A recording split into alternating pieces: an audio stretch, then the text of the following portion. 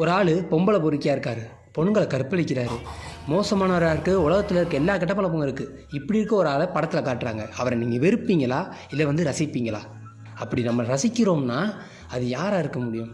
நன்னதரகன் நம்ம தலைவர் ரஜினிகாந்த். ரஜினிகாந்த் நடித்த படங்களில் எனக்கு இந்த நெற்றிக்குங்கிற படம் ரொம்ப ரொம்ப ரொம்ப பிடிச்சமான படம். அந்த படத்தில் டூயல் ரோல் பண்ணியிருப்பார், அப்பா கேரக்டராகவும் மகன் கேரக்டராகவும். அப்பா ரொம்ப மோசமான ஒரு வில்லன். ஆனால் அந்த மோசமான வில்லன் முன்னாடி இருக்க சொன்னால் கேரக்டரிஸ்டிக்லாம் இருக்கிற ஒரு வில்லனை நம்ம ரசிச்சுக்கிட்டு இருப்போம். பிகாஸ் ஆஃப் தலைவர், அவரோட ஸ்டாகு.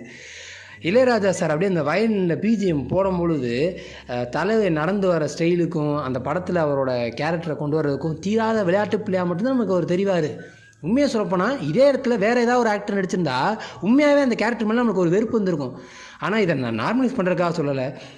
தலைவர் பண்ணதுனால நம்மளுக்கு அந்த கேரக்டர் பிடிக்க ஆரம்பிச்சிடும். தலைவரோட ஆக்டிங்கை பற்றி நிறையா பேர் இடையில கிரிட்டிசைஸ் பண்ணாங்க. அவங்களாம் இந்த படத்தை பார்த்தாங்கன்னா ஏன் அவர் எப்படிப்பட்ட ஆக்டருங்கிறத தெரிஞ்சுக்கலாம். எனக்கு இந்த பெண்களை நேருக்கு நேர பாக்குறதுக்கே கூச்சமா இருக்கும் தெரியுமா? நீ பொண்ணு, நான் பையன்.